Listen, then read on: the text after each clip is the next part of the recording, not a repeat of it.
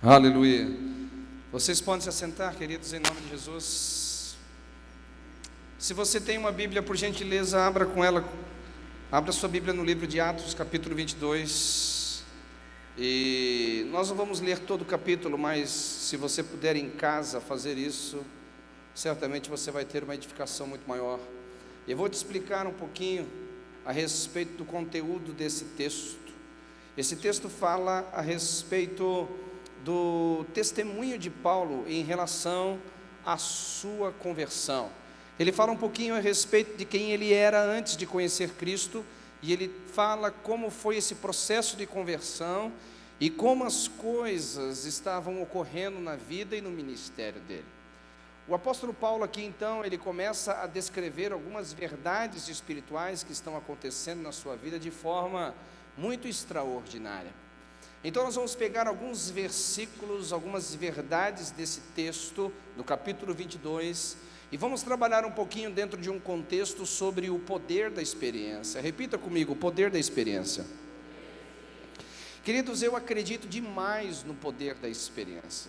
Na realidade, se você observar, nós vamos perceber que no mercado profissional, no mercado de trabalho, as pessoas mais experientes acabam sendo as mais valiosas e que consequentemente ocupam os cargos de maiores importâncias dentro das empresas, né? Os cargos mais importantes.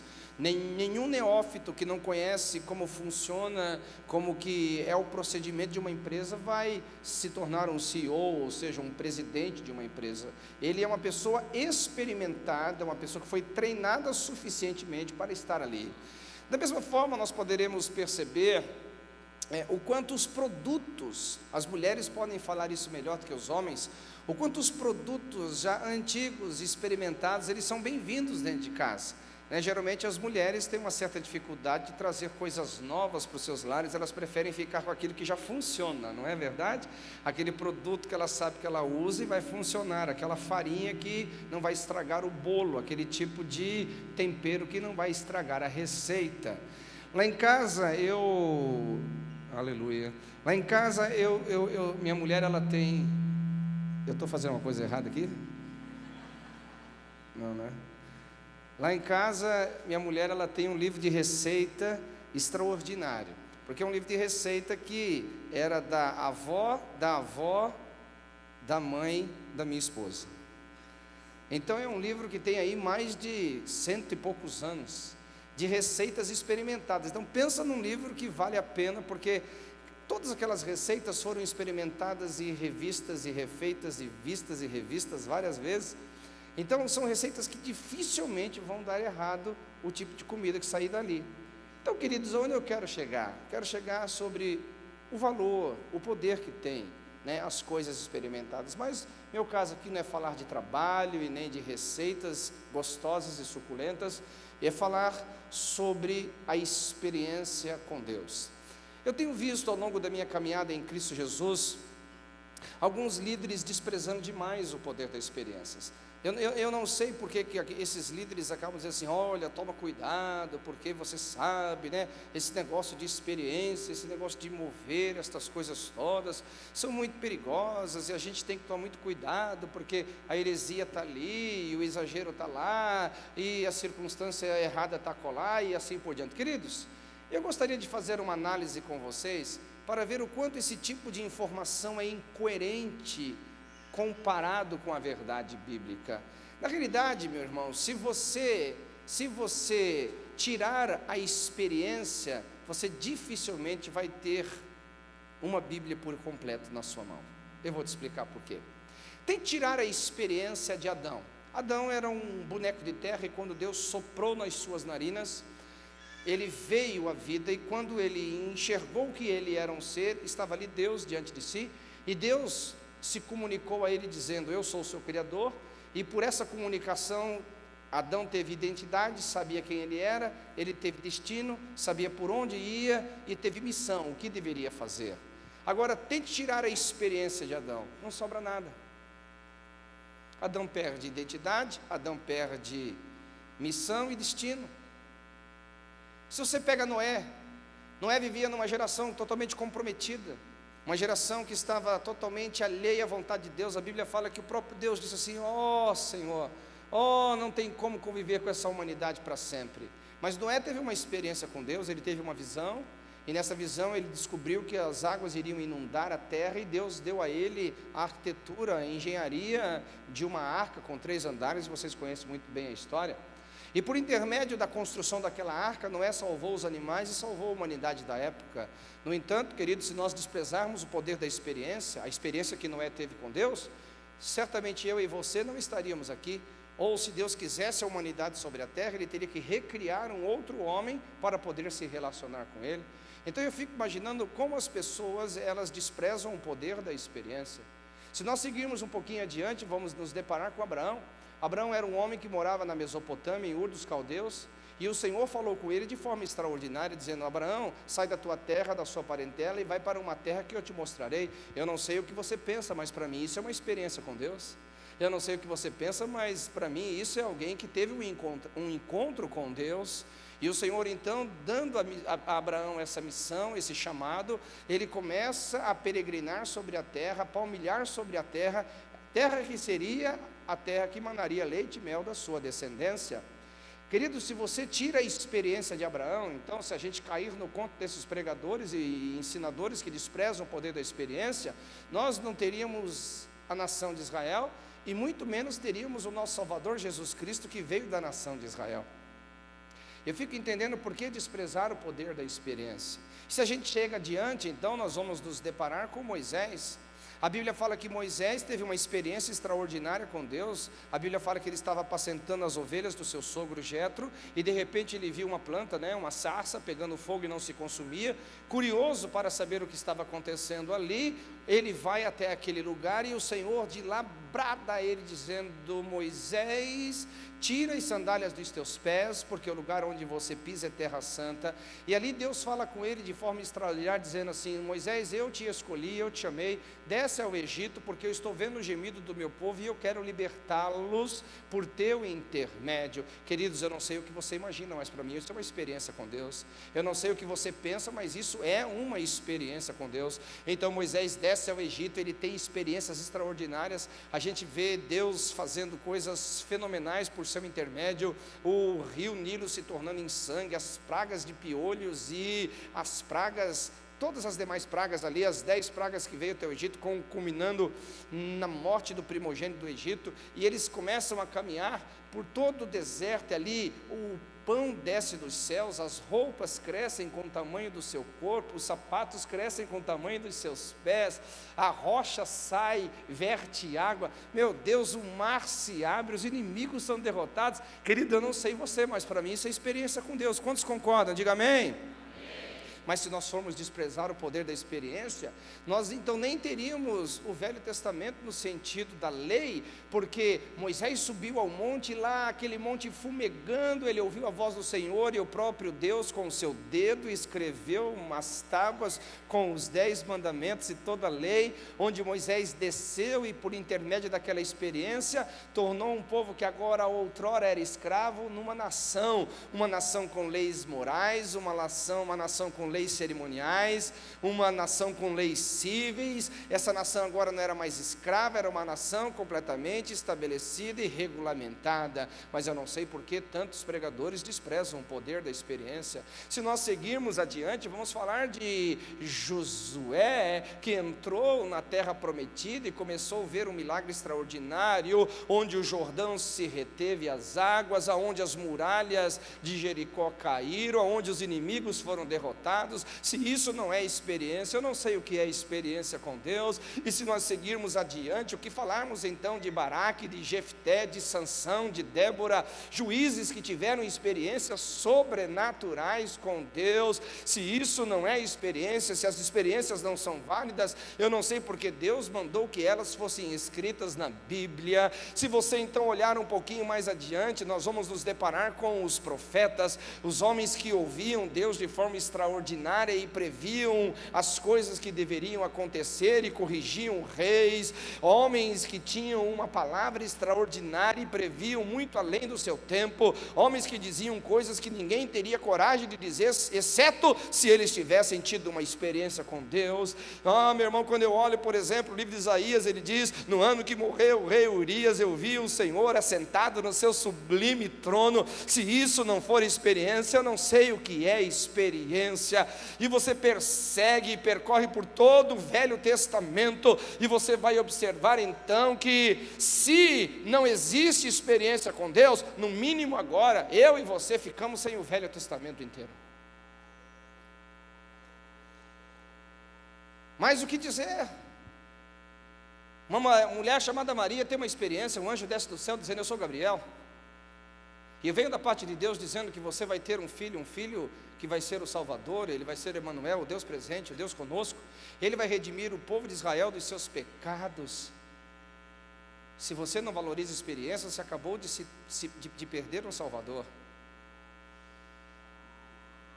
O que falar da experiência, quando então esse próprio Jesus, depois de ter nascido por ser gerado pelo Espírito Santo, está no Jordão sendo batizado, e dos céus vem uma voz dizendo: este é meu filho e eu tenho muito prazer nele, e o Espírito do Senhor desce sobre ele de forma extraordinária, e este homem então vai pelo deserto vencendo Satanás, e depois ele sai de lá aprovado por Deus, curando os enfermos, expulsando os demônios, ensinando nas sinagogas, treinando 12 discípulos para que eles pudessem ser aperfeiçoados no seu chamado. Se isso não é experiência, o que é?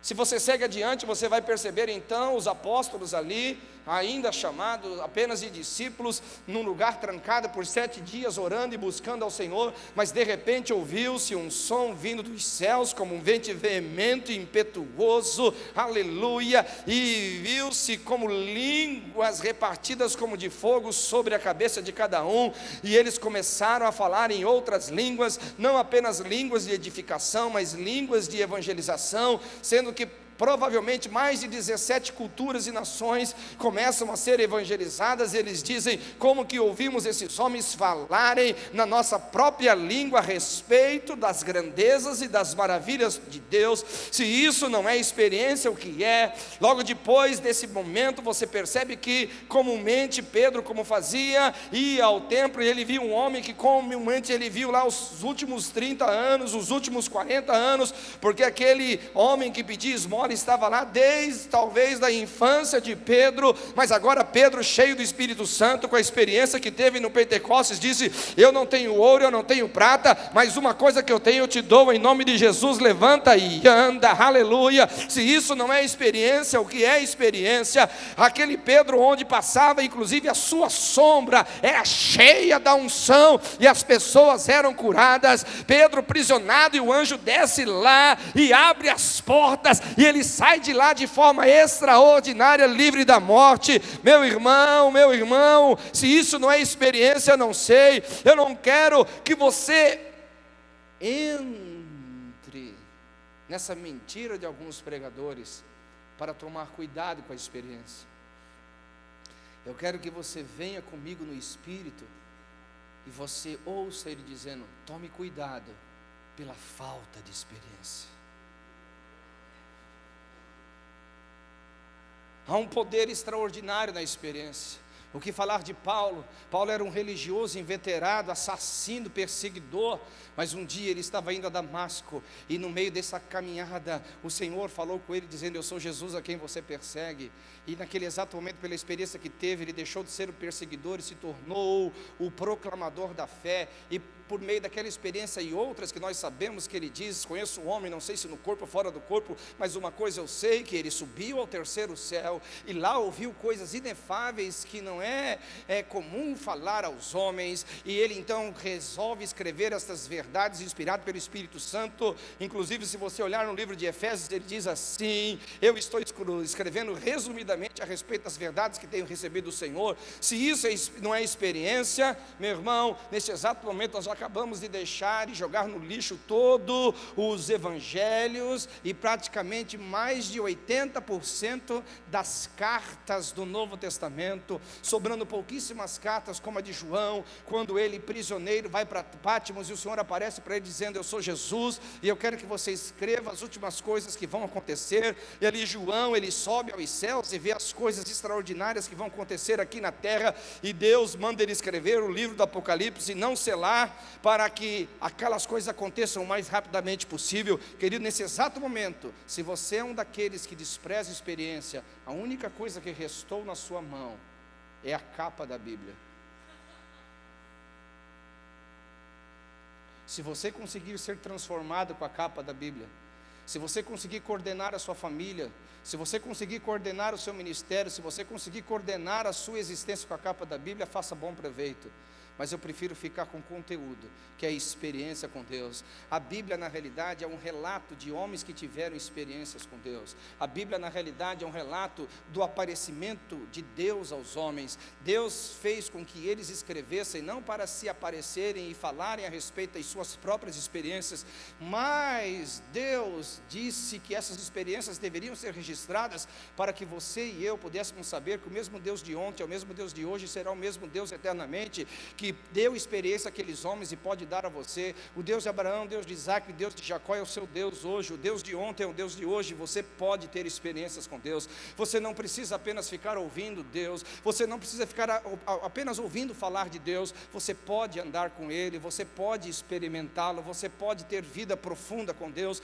Você não precisa ter uma religião vazia, aonde você fica cheio de dúvidas a respeito da existência de Deus. Você pode dizer, como os apóstolos disseram: nós conhecemos o verbo da vida, aquele o qual nós apalpamos com as nossas mãos e ouvimos palavras de vida vindo da sua boca. Eu quero saber se existe alguém aqui essa noite que está desesperadamente, desejosamente querendo ter experiências com Deus. Diga amém, aleluia, aleluia. Há um poder extraordinário na experiência.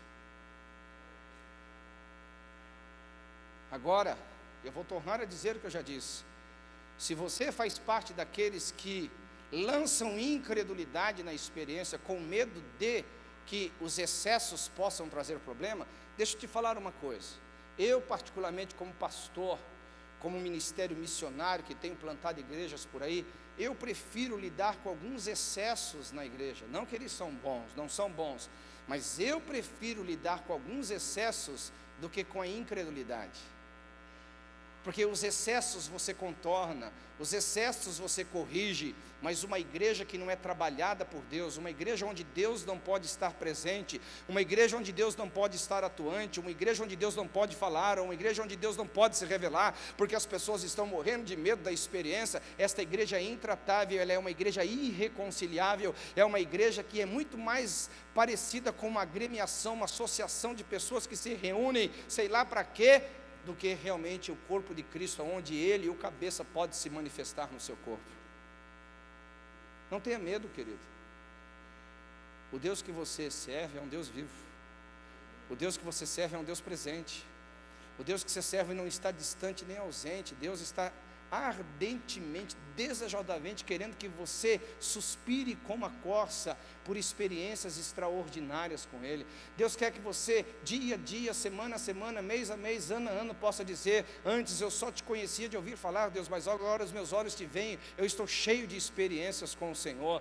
Meu irmão, eu creio que não existe mais tempo para nós termos religiosidades vazias. Eu creio que não existe mais tempo para nós ficarmos tão esvaziados de termos experiências com Deus. O Espírito Santo falou para mim que esses dias vai começar a visitar a igreja, porque hoje nós vivemos dias de igrejas cheias de gente vazia de Deus. Igrejas que, quando você fala a respeito de Deus, as pessoas o entendem apenas filosoficamente. Quando você fala de Deus, apenas elas as entendem pela letra. Mas eu quero te falar, querido, parou o tempo em que você vai adorar sem conhecer a Deus. Deus vai se revelar a você. Eu estou profetizando sobre a sua vida. Você vai começar a ter experiências sobrenaturais. Você vai ver que os anjos que Deus fala são verdadeiros. Você vai ver que o Espírito Santo falado na Bíblia, ele é verdadeiro. Você vai ver que o Jesus que ressuscitou de fato está vivo. vivo e Ele quer se relacionar com você, aleluia. O que eu preciso é tirar essa incredulidade, esse medo do seu coração e transformá-lo num desejo ardente por querer conhecer mais a Deus, aleluia, num desejo de ser você uma pessoa mais consagrada e dizer: Deus, eu não quero mais um relacionamento à distância, eu não quero mais um relacionamento indiferente, eu quero um relacionamento próximo com você, eu quero um relacionamento onde eu possa ouvir a tua voz e possa ser guiado pelo seu Espírito, eu quero um relacionamento onde eu possa ser conduzido pela vontade do Senhor, aleluia. Quando as pessoas me perguntarem, eu não vou falar a respeito de um Deus de que falaram para mim, mas eu vou falar de um Deus que eu conheço, um Deus que eu ouço, um Deus que eu me relaciono com Ele. Eu tenho certeza que Deus vai trazer uma fome extraordinária para esta igreja. Eu tenho certeza que este ano vai ser um ano de grandes coisas, vai ser um ano em que Deus vai aparecer para você e vai te desafiar a sair da zona de conforto, vai te desafiar a você crer de uma forma mais surpreendente no Deus vivo e todo-poderoso. Quantos creem nesse Deus, aplaudam Ele essa noite, aleluia!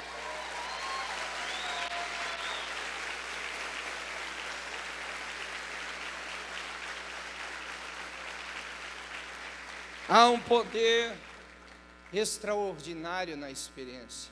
Mas agora eu preciso te alertar uma coisa: se infelizmente você faz parte daqueles que despreza a experiência, sei lá, pela sua teologia, pelo seu ensino, sei lá o que for, deixa eu te mostrar algumas coisas para você.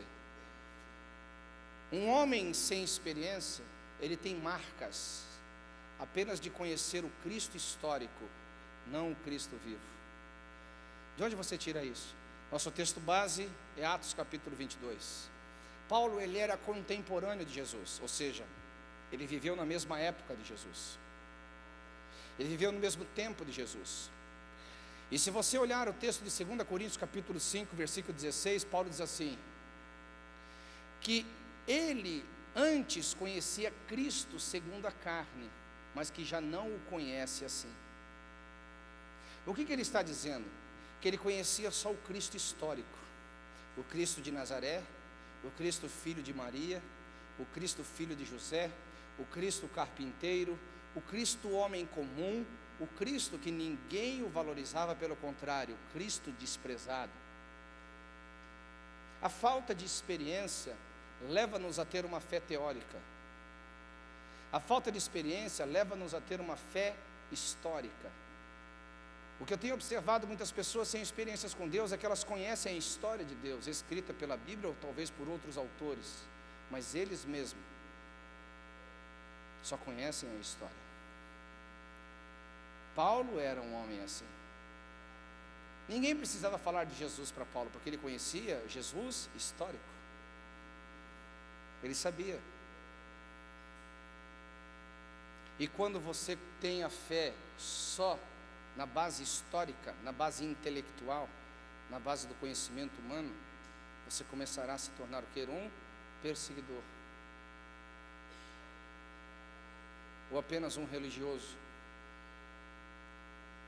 Paulo só tinha informação sobre a religião.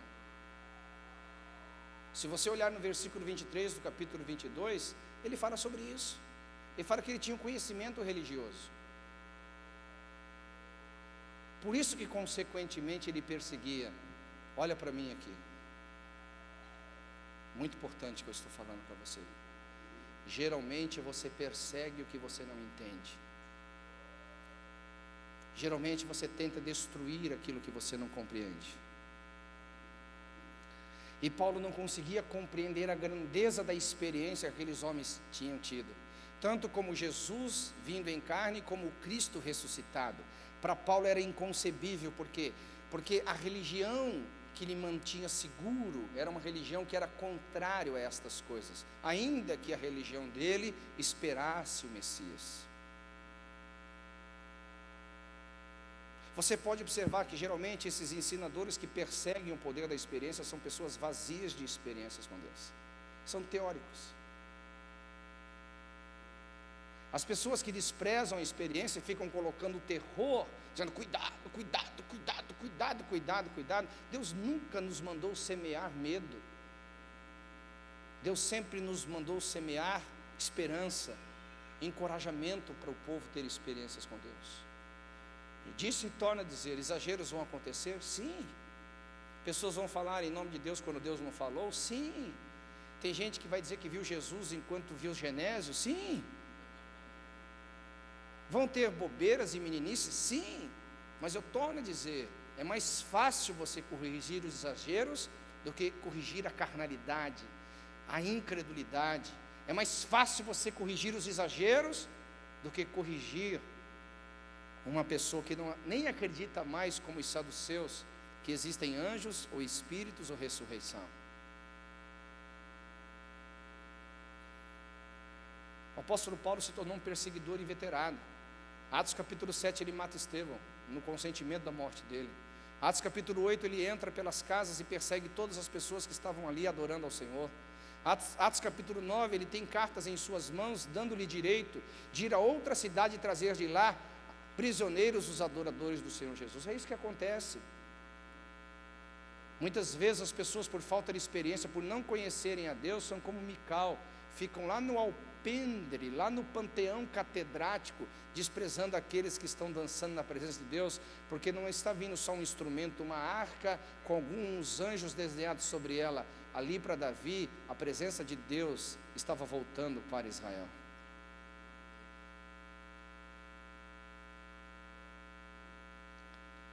Sabe, queridos, e vou falar uma coisa para você.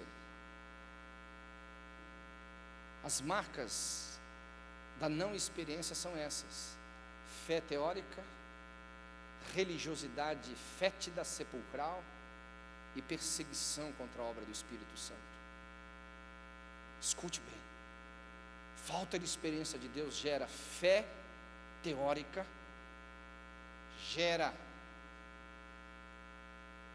simplesmente perseguição, coisas que Deus não se agrada. Agora, existem marcas também da experiência, e é aqui que eu quero começar a pregar para vocês. É aqui que eu quero ter um papo com vocês, quero conversar com vocês. Quais são as marcas de uma verdadeira experiência com Deus? Quem pode afirmar que de fato teve experiências com Deus? A marca inicial de alguém que teve experiências com Deus é a revelação da pessoa de Jesus Cristo. No versículo 8 do capítulo 22 de Atos, você vai perceber que a experiência que Paulo teve trouxe consigo a revelação: eu sou Jesus. Nenhuma experiência genuína coloca o homem em primeiro lugar. Nenhuma experiência genuína exalta um ministério em primeiro lugar. Nenhuma experiência genuína coloca qualquer outro ser ou entidade no lugar de Jesus. Toda experiência verdadeira centraliza Cristo no seu devido lugar. E é uma forma de você aferir o quanto as pessoas estão de fato ou não tendo experiências com Deus. E toda experiência genuína com Jesus, meu amado, produz algo que nenhuma instituição, que nenhum conhecimento retórico ou teórico ou filosófico, a experiência com Jesus produz o que só Jesus pode produzir no homem, que é o arrependimento. No momento que Jesus aparece para Paulo, naquela experiência em que ele brilha mais do que a luz do sol ao meio-dia, e ele diz: eu sou Jesus, e imediatamente aquela experiência confronta Paulo, dizendo: Paulo, você está me perseguindo. Em outras palavras, toda experiência genuína com Jesus vai nos confrontar na nossa forma errada de viver a vida, vai nos confrontar na nossa forma pecaminosa de viver a vida. Jesus não apenas se apresentou para Paulo para revelar as grandezas do propósito que ele tinha com ele, mas Jesus falou: eu sou Jesus, você está me perseguindo, você vai ter que mudar o seu padrão de vida, você vai ter que mudar a forma como você conduz os seus passos, a sua vida, a sua família, os seus negócios. Estou aqui, tentando ilustrar para os nossos dias a experiência de Paulo. É uma outra forma de nós valorizarmos e entendermos o quanto as pessoas estão tendo experiências com Deus. Queridos, eu entendo claramente, se uma pessoa diz que tem experiência com Jesus e ela não se arrepende, no mínimo, ou ela é mentirosa ou ela é rebelde. Não existe experiência sem arrependimento.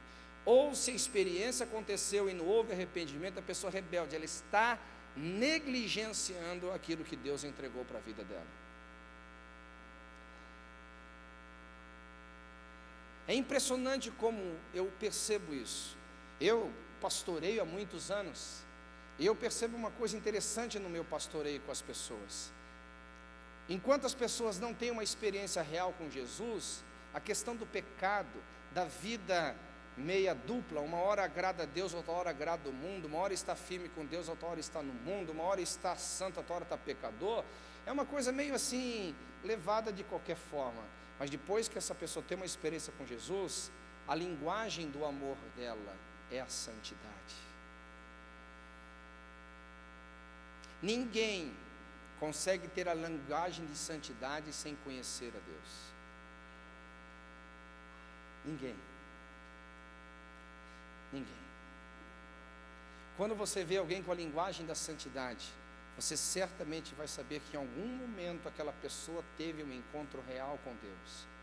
No entanto, quando você vê a pessoa dizendo, não, isso é relativo, isso não é pecado, isso não é bem assim, isso é exagero, tratando coisas que a Bíblia categoricamente chama de pecado, você pode perceber que o problema daquela pessoa não é outro senão a falta de experiência.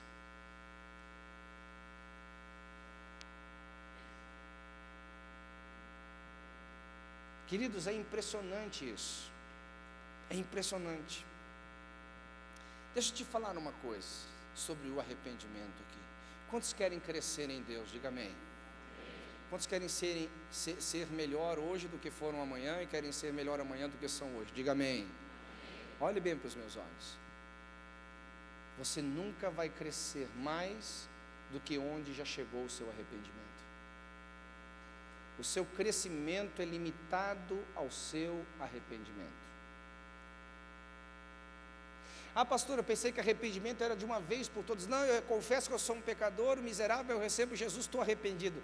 Balela, ensino mentiroso. Porque na realidade, você nem sabe direito quais são as afirmações de Deus, o que é pecado ou não. Você apenas reconheceu que Jesus morreu por seus pecados, mas você nem sabe direito o que é pecado ou não.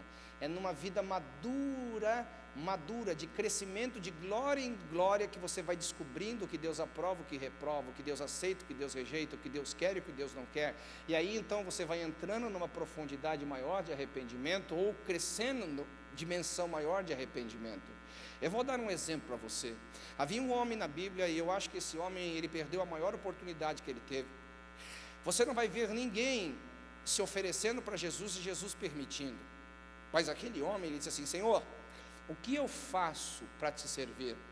Jesus diz, cumpra os mandamentos. Ele disse, quais? E Jesus começa a descrever alguns ali mandamentos. Aquele homem, ele enche o peito, chamado na Bíblia de jovem rico. Ele estufa o peito e diz assim, se esta é a condição, no mínimo eu já sou melhor dos 12, estou lá no mínimo entre os 3 melhores.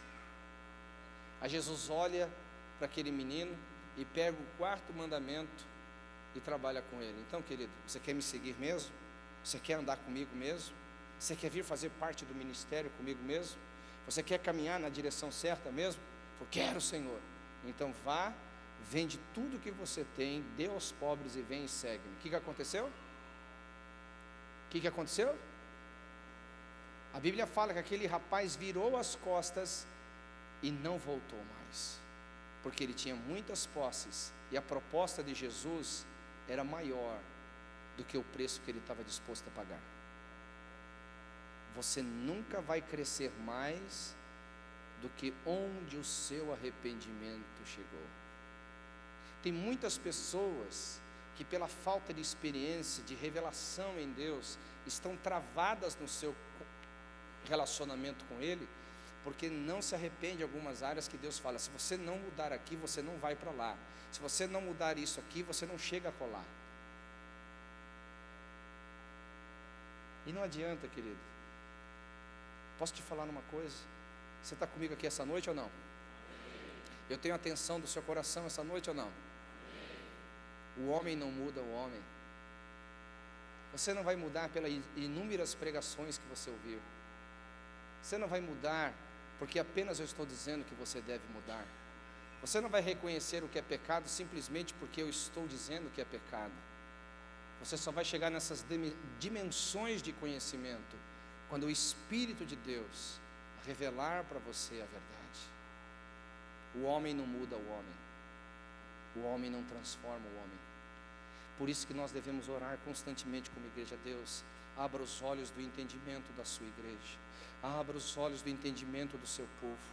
Que eles possam te conhecer muito mais do que meras palavras. Que eles possam te conhecer muito mais do que cantar canções. Que eles possam te conhecer muito mais do que frequentar reuniões aos domingos. Que eles possam te conhecer muito mais do que uma religião evangélica.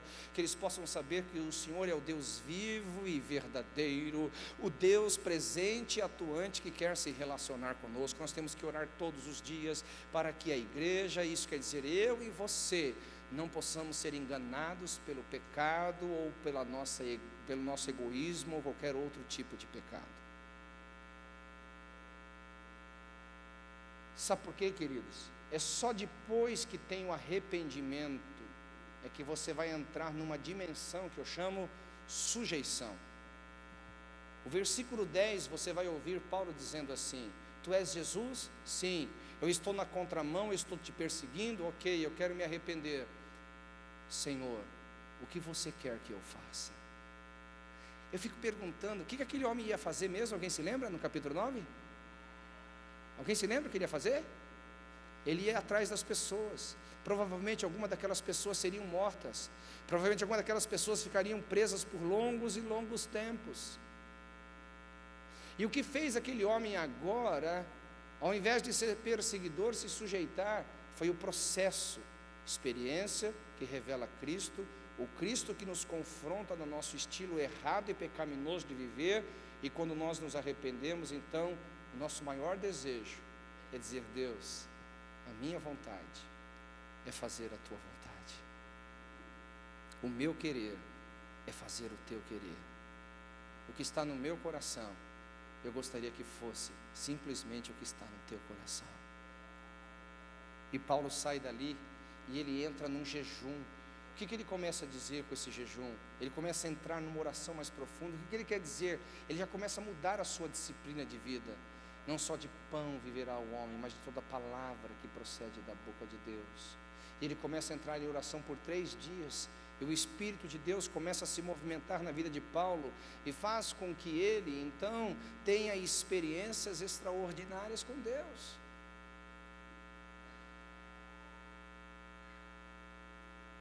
A Bíblia fala que esse mesmo Jesus que apareceu para ele, depois volta a aparecer. Ele começa a crescer na sua experiência, por causa da sujeição. Agora deixa eu te falar uma coisa, preste atenção. Você nunca vai se sujeitar a quem você não conhece.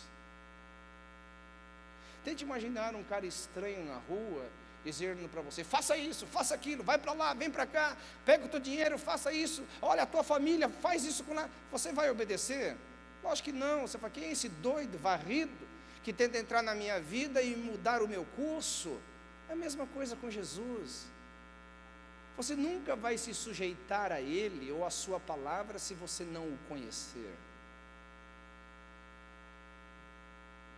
Você nunca vai mudar o seu estilo de vida, a forma como você usa o dinheiro, como você trata o seu corpo, como você cuida da sua família, como você faz as coisas, se Jesus não for real para você. Ele vai sempre ser um estranho. O que esse estranho vem me mandar?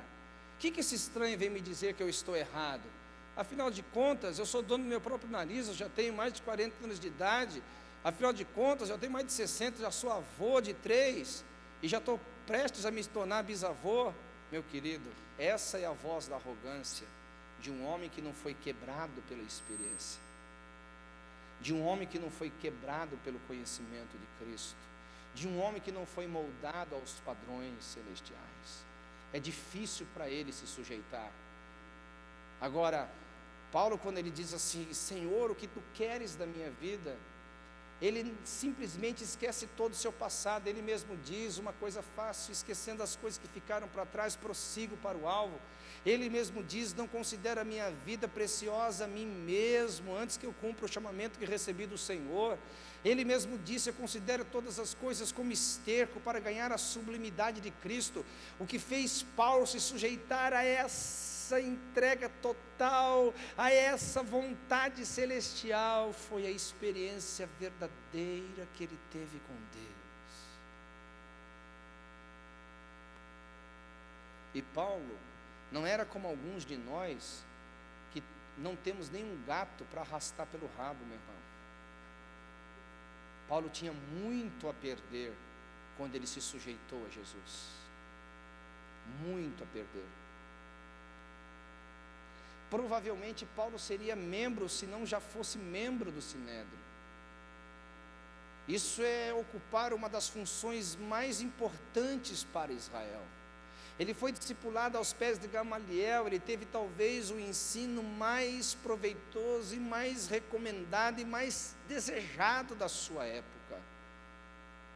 E ele considerou tudo isso como esterco. Ele considerou tudo como perda, para ganhar a sublimidade de Cristo. Então, quando eu vejo uma pessoa que não quer abrir mão da sua própria vida, que não quer abrir mão do seu estilo equivocado, que está na contramão de Deus, eu vejo o problema um pouco mais na base. O problema não é em si, ele, mas é a falta de experiência que ele tem com Deus. Eu torno a repetir, você nunca vai se sujeitar a quem você não conhece. Aliás, vou falar uma coisa muito séria. Pensa numa coisa penosa, você seguir um cristianismo que tem um líder que você não conhece. É muito pesado. A proposta do cristianismo sem Cristo é quase impossível de ser vivida. Eu oro para que Deus venha a nós. Eu oro para que o Espírito venha a nós de forma extraordinária. Quantos querem que Ele venha? Quantos querem que Ele se manifeste? Diga amém. Aleluia. Aleluia. Aleluia. Quando você entra nessa dimensão de sujeição, você vai começar a entender a vontade de Deus para a sua vida. Se você observar o que Paulo fala aqui, ele diz assim, no testemunho dele, né? Você vai perceber que Paulo, ele era ignorante, mas quando ele descobriu a vontade de Deus, ele entrou na verdadeira razão da sua existência. Você vai perceber que o profeta Ananias, ou o discípulo Ananias, que recebeu de Deus a revelação para estar com Paulo, diz assim, Paulo, o mesmo Jesus que apareceu para você no caminho, ele apareceu para mim. E ele me mandou aqui para te dizer que você foi escolhido desde o ventre da sua mãe, para ser um mensageiro de Deus, para ser um missionário, para ser um apóstolo, enfim. E ali uma conversa começa a ser discorrida. Isso está em linha com Gálatas capítulo 1, versículo 15, quando Paulo diz assim, eis, desde o nascimento, desde o ventre da minha mãe, eu havia sido separado por Deus. Agora preste atenção no que você vai ouvir. Paulo havia sido chamado por Deus desde o ventre da sua mãe. Paulo havia sido gerado para um propósito divino. E o que ele estava fazendo em Atos capítulo 7, matando Estevão, o que ele estava fazendo em Atos capítulo 8, perseguindo os cristãos, o que ele estava fazendo em Atos capítulo 9, indo a outras cidades para trazer manietadas às pessoas, é isso que a religião produz. A religião não pode te revelar a eternidade, a religião não pode te revelar o propósito de Deus. A única coisa que a religião te revela são dogmas e leis e normas e regras. Ela não pode entrar na eternidade e mostrar para você que não nasceu por acaso, você nasceu com um propósito divino. Só Deus que te criou pode se revelar a você. E eu fico imaginando, se Paulo não tivesse aquela experiência, nós teríamos perdido uma das mentes mais brilhantes do cristianismo. Porque a religião é fétida, ela é sepulcral, ela mata a verdadeira razão da sua existência. A religião não tem o profético operando nela. A religião não está em conexão com Deus. A religião serve a si mesma. A religião se alimenta para se auto-sobreviver. Ela não está em conexão com a eternidade. Mas a vida em Cristo, ela te conecta, porque Ele é a ressurreição e a vida. Quem está em Cristo está conectado com a eternidade. Então Paulo começa a entrar numa dimensão diferente. O profeta ou o discípulo Ananias começa a entrar e dizer assim: Paulo, é o seguinte, eu quero que você entenda, desde o ventre da sua mãe você foi escolhido, então você vai ter que mudar a sua forma de proceder, para que então a partir daqui você vá pregar aos judeus, aos gentios e aos poderosos dessa terra. Que resgate! Eu olho esse auditório, mais de 1000 pessoas, eu estou vendo alguns sendo resgatados da religião, da cegueira espiritual. Alguns aqui, Deus dizendo assim: você não nasceu para o que você está vivendo, o que você está fazendo, você nasceu para algo muito maior, você nasceu para algo muito mais extraordinário. Você nasceu para ser uma voz, não para ser um eco. Você nasceu para ser referência e não para estar aí parado sem fazer nada. Eu tenho certeza que a experiência vai vir ao teu coração. Se não hoje, por esses dias, Deus vai começar a abrir os teus olhos de uma forma sobrenatural. Você vai descobrir a razão da sua existência e você vai ter muita alegria nisso. Você pode dizer amém? Amém. Aleluia. Sabe, queridos, o lugar mais rico da vida não é a Europa toda reunida com a sua riqueza, nem a América do Norte com toda a sua riqueza, e nem os dois juntos ao mesmo tempo. O lugar mais rico do mundo é o cemitério. O lugar onde pessoas que podiam mudar histórias, nações, estados, cidades, morreram, mas por não ter experiências com Deus, nunca viveram o seu potencial. Eu espero que você não engrosse as fileiras de pessoas que morreram sem viver o máximo do seu potencial. Eu espero que você diga para si mesmo: quando eu morrer, eu vou ter vivido 100% da razão da minha existência. Amém? Deixa eu começar a terminar aqui. A experiência com Deus, ela dá a você uma força de continuar a caminhada. Sabe, queridos, uma coisa que eu tenho observado no cristianismo: não importa aqui fora as coisas, não é tanto aqui fora, a vida do cristianismo é aqui dentro. Não importa se aqui fora as coisas não estão como você sonhou, não importa se elas não estão como você planejou, não importa se elas não estão como você gostaria que estivessem, não importa se parece que o mundo está conspirando contra você, mas se lá dentro do seu espírito você tem uma voz de Deus dizendo: você está no caminho certo, fazendo a coisa certa, na hora certa, você vai aguentar lutas e tribulações, você vai aguentar momentos difíceis e acusações, você vai aguentar perseguições e escárnios, você vai aguentar qualquer tipo de levante contra a sua vida, porque um homem com experiência com Deus, ele não está vivendo segundo as circunstâncias, e nem mesmo conforme os homens imaginam que a vida dele deveria ser. Um homem com experiência com Deus, ele vive por aquela voz interior dizendo: para isso você nasceu e para isso você veio ao mundo. Nunca saia desta posição, nunca deixe de viver o que eu chamei você para viver. Queridos, quando você tem experiência real e genuína com Deus, você encontra de fato o que eu chamo uma razão para viver. Quando você olha para Paulo, ele diz assim: o meu viver é,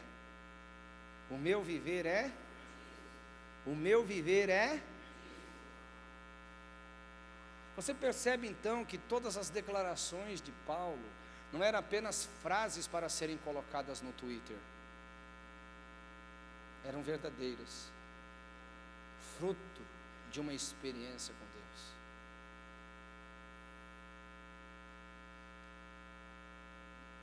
Não vivo mais eu, mas Cristo vive em mim, e a vida que agora vivo, Vivo-a pela fé no Filho de Deus, que me amou e se entregou por mim.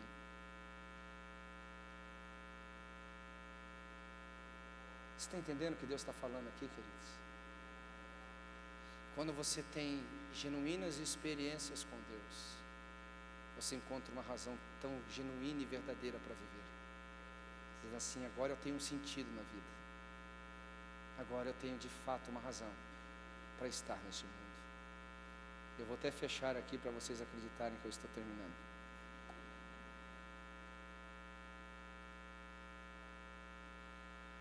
O apóstolo Paulo nos ensina algo em Cristo Jesus. Eu quero que você preste bastante atenção no que você vai ouvir.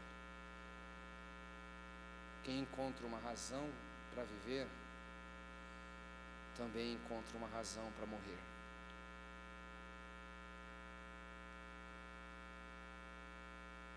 Por isso que ele dizia: eu sou como ovelha ao matadouro.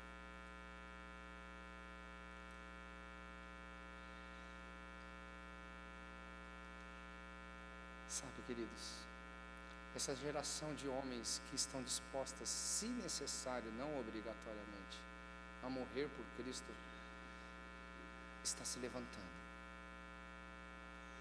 Homens que dizem que a vida sem o propósito não tem propósito. A vida sem o sentido mais real da vida, que é estar e viver por Cristo, é o que determina o quanto morrer ou viver é a realidade. Eu costumo dizer o seguinte, que você nunca vai descobrir verdadeiramente uma razão para viver se você não estiver disposto para morrer por aquilo. Eu vou te dar um exemplo. Quem que é pai e tem filhos, diga amém. Se você precisar morrer para que seu filho viva, você hesitaria?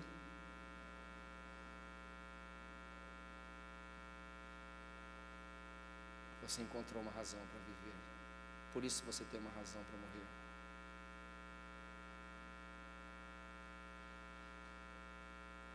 Você consegue falar a mesma coisa de Cristo? Você consegue dizer a mesma coisa dele? Você vai descobrir uma razão para viver: Cristo. Cristo é minha razão. Cristo é o meu porquê. Cristo é minha esperança. Cristo é meu amanhã. Cristo é o meu tudo. E se necessário, não obrigatoriamente, eu precisar abrir mão de tudo, inclusive da vida, eu não vou hesitar.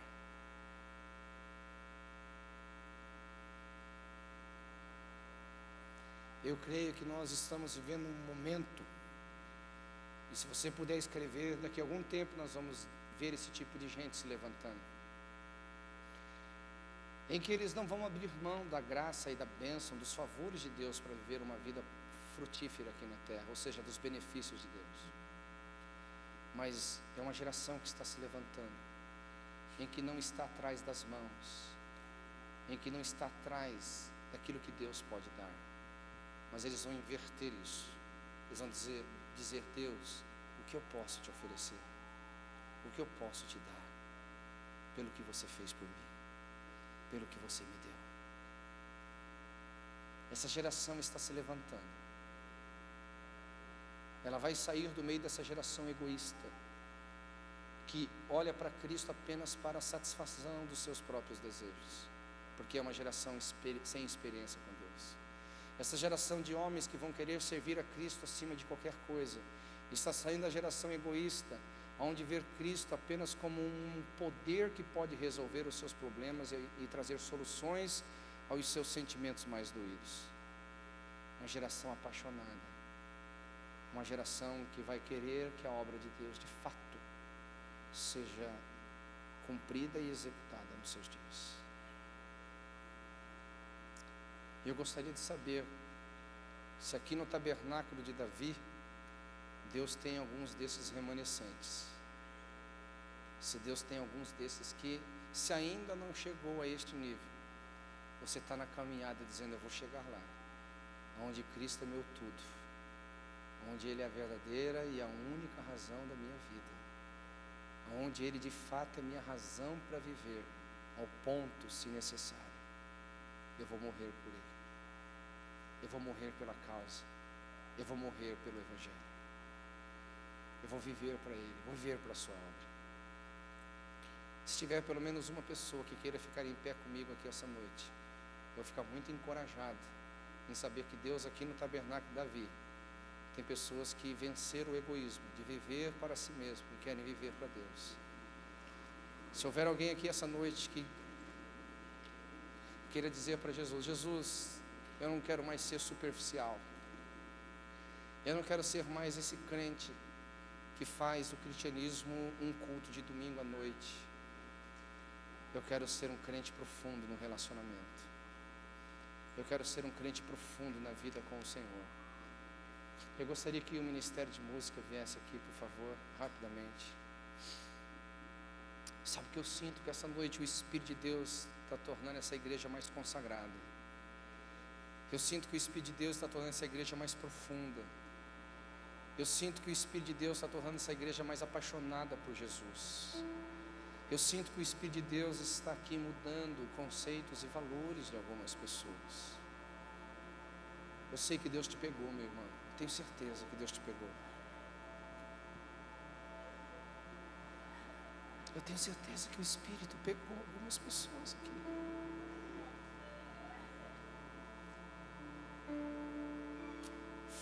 Chore a plafasur que ele queres.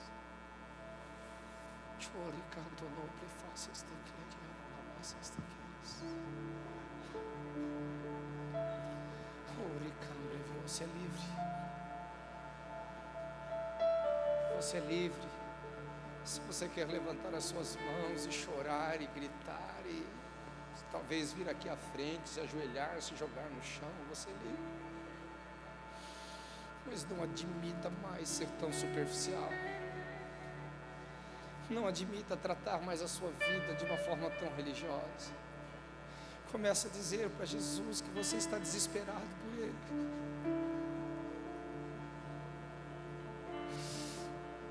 Comece a dizer para Ele: para Jesus, eu preciso de você. Chore clamando, rio bacana, lama santa de queria, lama massuia. Chore clamando, rosia tecanda da calamando, rio chocondo do insante queres. Se você entrou aqui, é a primeira vez que você entra numa igreja evangélica, num lugar onde se fala de Cristo, você está sendo convidado para entregar a sua vida para Ele, entregar o seu coração para Ele.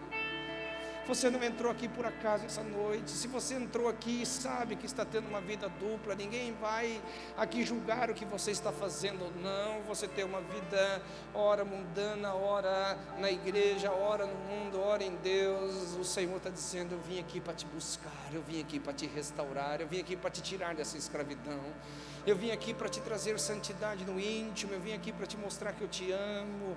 Querido, por alguma razão você não pode mais esta noite continuar na mesma posição que você está. Oh, te clamando, ouve a Santa Deus. Você obrigatoriamente não precisa vir aqui à frente, mas se você quiser, pode vir. Se você quer fazer um voto para Deus, dizer: Deus, esse ano, a partir de hoje, eu não vou mais ser tão superficial. Oh Deus, eu não aguento mais ser tão superficial, eu não aguento mais essa religiosidade. Se você quer vir e dizer: Deus, me ajuda a te conhecer mais, me ajuda a te entender mais, me ajuda a saber mais da sua vontade, eu quero ter experiências genuínas com você. Sai do seu lugar, venha para cá. Vamos adorar ao Senhor. Vamos adorá-lo, vamos mergulhar em rios profundos essa noite.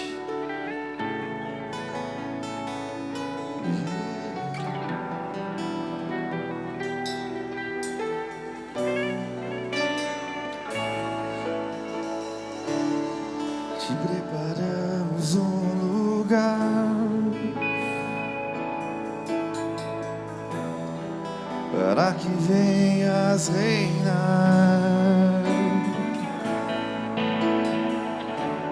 Seja profundo esta noite. Esqueça quem está à sua direita, à sua esquerda. Levanta as mãos aos céus.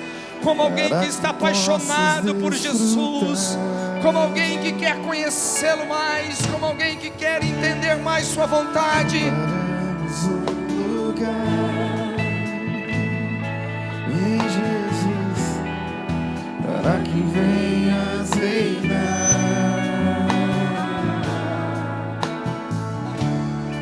Te preparamos um lugar. Deixa o Espírito Santo vir sobre você. Deixa o Espírito Santo te embriagar esta noite. Apagam-se as luzes, estão sobre os homens. Somente tu mereces